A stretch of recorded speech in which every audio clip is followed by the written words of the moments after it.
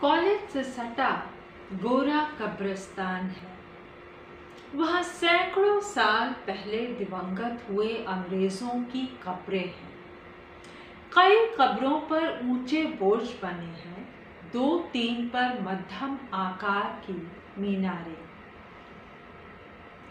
पुरातत्व सर्वेक्षण विभाग ने पिछले 2 साल से यहाँ माली रखकर बगीचा लगवा दिया है। तरह तरह के फूलों के बीच कब्रें ऐसी लगती हैं जैसे तरंगित जीवन के बीच मृत्यु के शिलालेख। कॉलेज की हर खिड़की कब्रिस्तान में खुलती है। कॉलेज के लोगों को अभ्यास पड़ गया है। अब कब्रें न तो उदास करती हैं न भयभीत। 11 साल पहले जब वे आई थी, सक्सेना बहन जी को कब्रें दिखना मनहूस लगता था। वे खिड़कियां बंद रखकर पढ़ाती, पर तब मुश्किल यह थी कि श्याम पट पर लिखना दूभर हो जाता। कमरे बड़े थे, पर उनमें रोशनी के नाम पर फ्यूज्ड बल्ब लटके रहते। बड़ी बहन जी से कहने पर समस्या का कोई हल नहीं निकलता। बड़ी बहन जी पंचम स्वर में चिल्लाती हैं, अभी उस दिन तो सब क्लासों में बल्ब लगवाए थे, कहाँ गए? ए बिरजू, शकुन, ननकी, कहाँ गए सब?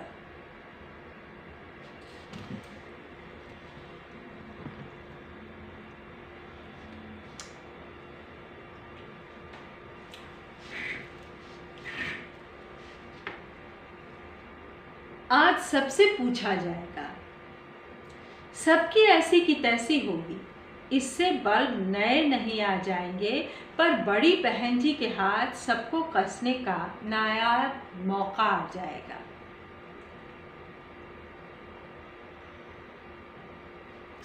आज दीवारों पर जाले भी लटकते मिल जाएंगे। डेस्कों पर धूप, मटकों पर काई, लैब की सफाई, सबका मुआयना होगा। क्लास में रखे डस्टर का भी यही हाल है। कितना भी संभाल कर रखा जाए, मौके पर डस्टर मिलता ही नहीं। टीचरों ने इन सब मुश्किलों का हल अपने स्तर पर कर लिया है। वे श्याम पट पर खाली जगह का इस्तेमाल कर उसे वैसा ही छोड़ देती है। हिंदी, संस्कृत, अंग्रेजी की गड्ड मड्ड इबारत कुछ इस तरह बनती है, तू दयानी दीन हो, विद्याश्च फलम ज्ञानम विनयश्च, शेक्सपियरियन सोनेट। इससे तो अच्छा हो कब्रिस्तान में जाकर क्लास ले लिया करें। सक्सेना बहन जी लड़कियों की जड़ता से खींच कर फुनफुनाती है। वहां अटेंडेंस हमेशा फुल निकलेगी। वंदना गुप्ता कहती है, सक्सेना बहन जी जाते जाते भड़कती हैं, आप लोग खड़ी होती हैं, प्रणाम नहीं करती? किया था, और क्या लेटकर प्रणाम करें? रंजनाएं बड़बड़ाती हैं। जैसे तैसे 2:30 बजते हैं। बहन जी लोग अपने अपने पर्स और पानी की बोतलें कंधे पर लटका शिथिल कदमों से बाहर चल देती हैं। शकुन बड़बड़ाती है, ये तो पढ़ाई के चल दी, हमार तो मरण है। बड़ी बहन जी देर से आती हैं, फिर 4 बजे तक नाच नचाती हैं। हम सबेर से आई हैं, मुंह नहीं जुठा रहा है। आज बीफे है, पूजा करी तबहू न पराठा सब्जी खाई।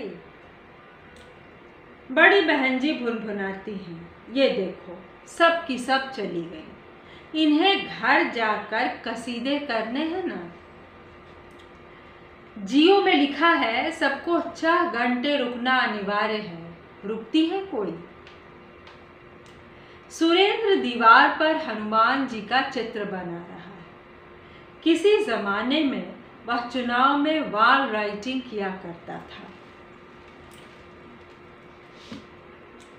वही आदत पड़ी हुई है। जहाँ कहीं खाली दीवार देखता है, तस्वीर बनानी शुरू कर देता है। पहले हर जगह लिख देता था, मेरा भारत महान। बड़ी बहन जी ने टोका तो उसने नारे लिखना बंद कर तस्वीरें बनानी शुरू कर दी। अब कॉलेज की हर दीवार पर हनुमान, दुर्गा, गणेश और कृष्ण बना देता है। देवी देवताओं से बड़ी बहन जी खौफ खाती है। मन ही मन कुढ़ती हैं पर कुछ बोलती नहीं। अब ये चित्र अलग पुताई में ही मिटेंगे। छुट्टी होने पर कॉलेज मिनटों में खाली हो जाता है। बस बड़ी बहन जी बच जाती हैं या खिड़कियों से दिखती कब्रें। ऑफिस का असली काम 2:30 बजे के बाद ही शुरू होता है। तभी डाक आती है और तभी तक दिन भर की फीस का हिसाब। बड़ी बहन जी नाक पर चश्मा आगे कर एक एक किताब हिसाब मिलाती हैं, फिर चिल्लाती हैं, ऐ ननकी, जरा फीस बाबू को बुलाओ। संध्या चौधरी को आज टीसी दिया था, कहाँ है 2 रुपए की एंट्री। फीस बाबू आकर किताब समझाता है, हिसाब समझाता है और गेट पर पान खाने चला जाता है। बड़ी बहन जी अब छात्रवृत्ति का रजिस्टर खोलकर हिसाब मिलाती है। आज कॉलेज में सबके चेहरे खुशी से चमक रहे हैं। बड़े बाबू अपनी प्रिय अध्यापिका के पास बैठे चाय पी रहे हैं। संस्कृत का 3रा पीरियड है, लेकिन संस्कृत प्रवक्ता भी पास बैठी स्वेटर बुन रही है। बिरजू ने अभी अभी चंपा सुरती की फंकी लगाई है और आंखें आकाश में टांग कर अपने स्टूल पर मगन बैठा है। स्वाधीनता का सुख है आज बड़ी बहन जी नहीं आई है। कल ही उनकी आवाज नहीं निकल रही थी। इसका एहसास उन्हें तब हुआ जब वे ननकी को झड़क रही थी। ननकी पर अनुकूल असर न पड़ते देख वे समझ गईं आज आवाज में दम नहीं है। वैसे बड़ी बहन जी जल्दी बीमार नहीं पड़ती, न कभी छुट्टी लेती हैं।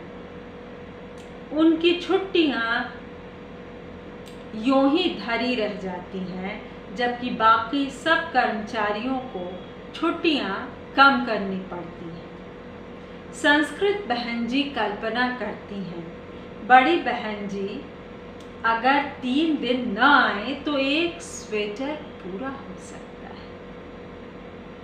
घर में जरा समय नहीं मिलता। रात भी उनकी अपनी कहानी। पति के आग्रह, अनुरोध और बच्चों को ढकने सुलाने में रात निकल जाती है। लड़कियों का क्या है, वे वैसे भी गाइड और गेस्ट पेपर के सहारे रहती हैं। जब वे पढ़ाती हैं तब क्या मजाल कि कोई लड़की नोट्स लिख ले। क्लास के बाद उनसे जिद करती है, दीदी अपनी डायरी दे दीजिए, नोट्स उतार लें। संस्कृत बहन जी नहीं देती। उसमें घर के 10 कच्चे पक्के हिसाब लिखे हैं। वे लड़कियों को एक डांट पिलाकर रवाना कर देती है। आज चाय का समय खत्म होने में नहीं आ रहा। समोसे भी मंगा लिए हैं। लाइब्रेरियन सुबह से छात्राओं के इंतजार में ऊपर मक्खी मार रहा है। अंत में वह भी लाइब्रेरी चपरासी के हाथ सुपुर्द कर नीचे आ जाता है। अगले दिन भी मौसम ऐसा रहा तो 12 से 3 की पिक्चर चला जा सकता है। तिवारी बहन जी कहती हैं, उन्हें पिक्चर का बेहद शौक है। उनके पति पिक्चर हॉल में बैठना नहीं झेल पाते। इतनी फिल्में टीवी पर आती हैं, देख क्यों नहीं लेती। वे कहते हैं, कैसे देखूं, हर समय तो कोई न कोई काम हाजिर रहता है। अगले दिन बड़ी बहन जी गले में स्कार्फ लपेटे काम पर आ जाती हैं। कॉलेज में फिर सन्नाटा खिंच जाता है। बिरजू, ये चिट्ठी लेकर निदेशालय जाना है। बड़ी बहन जी बैठे गले से कहती है। हमारी साइकिल खराब है, आप कहें तो रिक्शे से चले जाएं। चपरासियों को रिक्शे से भेजने का कोई प्रावधान कॉलेज के बजट में नहीं है। लल्लन से कहा जाता है। लल्लन अपना बायां पंजा आगे करता है। देख रही हैं गुरुजी, पैर में फोड़ा निकला है, बड़ा पिरात है, हमार जाना मुश्किल है। बड़ी बहन जी फटे गले से चिल्लाती हैं, यह अर्जेंट चिट्ठी कैसे जाएगी? क्या मैं लेकर जाऊंगी? एक ही दिन में सबकी साइकिलें टूट गई, पांव फूट गए। बड़े बाबू सुबह 10 बजे आए थे। एक चिट्ठी के पुराने लिफाफे पर संदेश लिखकर छोड़ गए हैं, वेतन बिल पास कराने DIOS जा रहे हैं। DIOS कॉलेज का मक्का मदीना है। वहीं से वेतन, एरियर्स, बोनस स्वीकृत होता है। बड़ी बहन जी किचकिचाती हैं पर कुछ कर नहीं पाती। 12 से 12:15 बजे का वक्त चाय का होता है। शकुन चाय की बड़ी सी केतली लेकर टेबल पर रखती है। चाय के लिए सभी अध्यापिकाएं 10 रुपए महीने जमा करती। मालवीय बहन जी चाय क्लब की इंचार्ज है। उनकी सख्त ताकीद है कि कोई एक कप से ज़्यादा चाय न पिए, पर तिवारी बहन जी का तर्क है कि वे चाय में चीनी नहीं पीती, इसलिए उन्हें 2 कप चाय मिलनी चाहिए। उनका गला भी बैठा रहता है। प्रेमा बहन जी की शकुन से अच्छी पटती है। वे क्लासों के बीच आकर आधा पौना कप चख ही लेती है। शकुन कांच के ग्लास में कॉफी चाय बड़ी बहन जी को पहले ही दे देती है। वे चाय पीते ही घड़ी देखती हैं और ननकी को घंटा बजाने के लिए कह देती है। अध्यापिकाएं कुलबुलाती हैं, अभी चाय की घूंट भी नहीं ली कि घंटा बोल गया। अभी तो गला तर भी नहीं हुआ, घूंट भरी भी नहीं। 12:30 का 12:40 हो जाता है चाय सिलटते। बड़ी बहन जी गश्त पर निकल लेती हैं। जो क्लास शोर कर रही होती है वहां वह खुद घुस जाती है। किसका पीरियड है यह? जानते हुए भी वह पूछती। लड़कियां हंस देती हैं, जी यह टी टाइम पीरियड है। सबके पी लेने के बाद सेवकों का नंबर आता है। लल्लन अपना प्लास्टिक का ग्लास संभाले बरामदे की सीढ़ी पर बैठा है। इतने लंबे चौड़े मैदान की झाड़ू लगाता है, उसे चाय मिलनी ही चाहिए। बची हुई चाय को स्पेशल बनाया जाता है, उसमें थोड़ा और दूध और कॉफी चीनी मिलाई जाती है। जो घर से रोटी पराठा लाया है इसी चाय के सहारे निगल लेता है। कोई कोई कोरी चाय पी लेता है।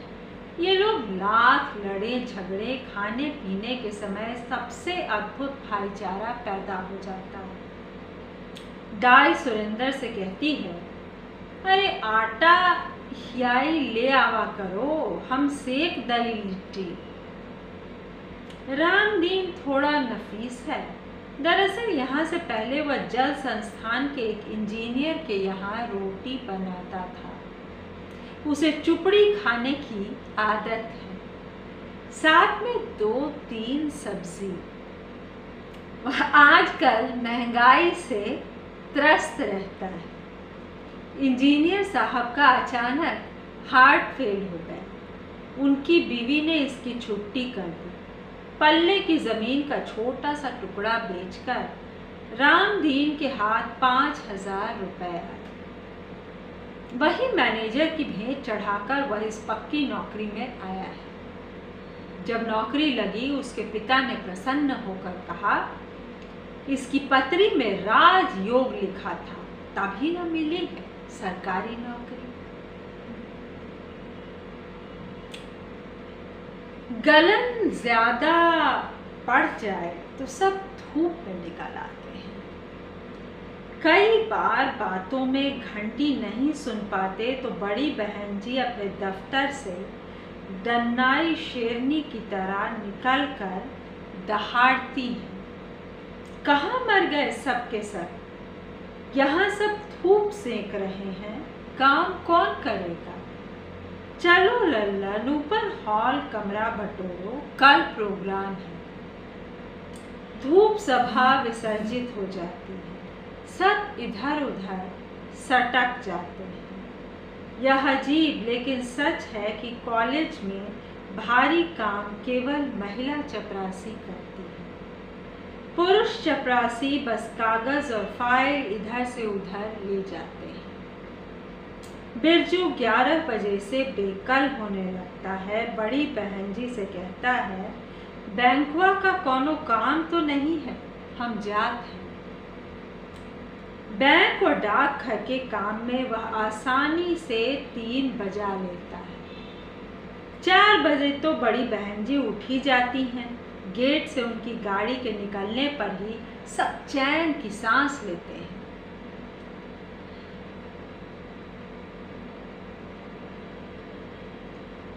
बड़े बाबू फौरन अलमारी बंद कर अपना बैग संभाल लेते हैं।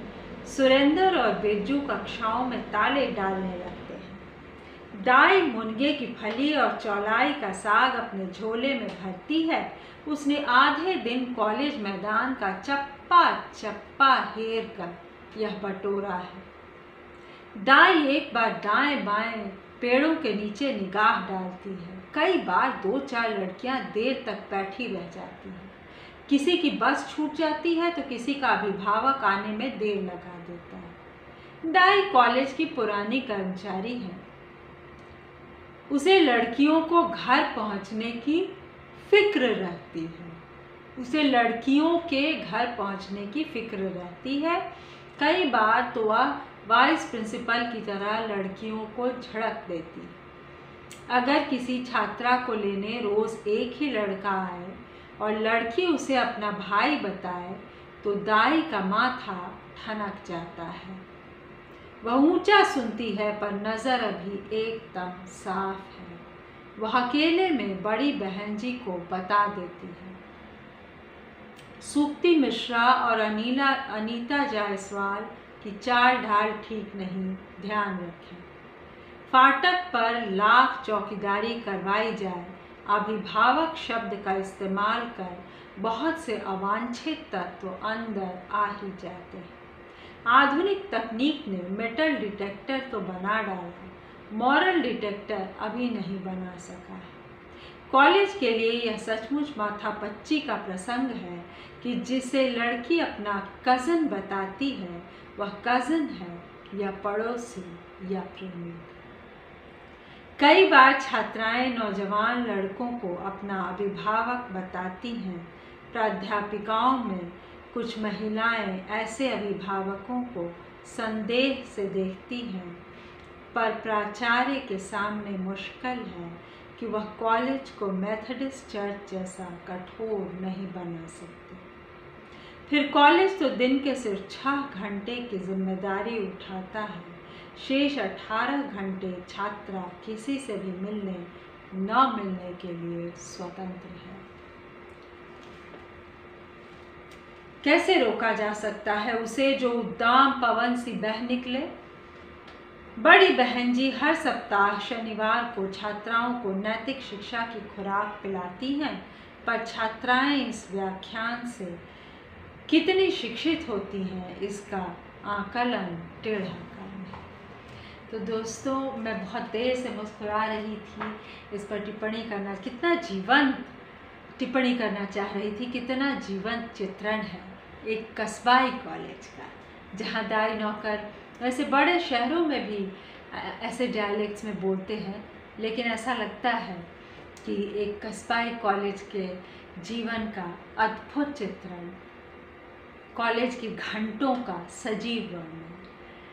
ये ममता कालिया का उपन्यास अंधेरे का ताला एकेडमिक करप्शन, अकादमिया की, है ना, राजनीति पर एक अद्भुत, या उसकी स्थिति पर एक अद्भुत टिप्पणी करता, चित्रण करता उपन्यास। बहुत सशक्त भाषा में जो पैनापन है वो आप देख सकते हैं। वो आपको हंसाती है, गुदगुदाती है, कचोटती भी है ना। और जहाँ वो आपको हंसाती है अपनी आयरनी से, वहाँ भी आप उसकी गूढ़ बात को, उसकी गूढ़ चिंता को समझ सकते हैं कि प्रोफेसर की चिंता है कि स्वेटर कैसे पूरा हो। और तमाम मेरा पाठ सुनने के लिए बहुत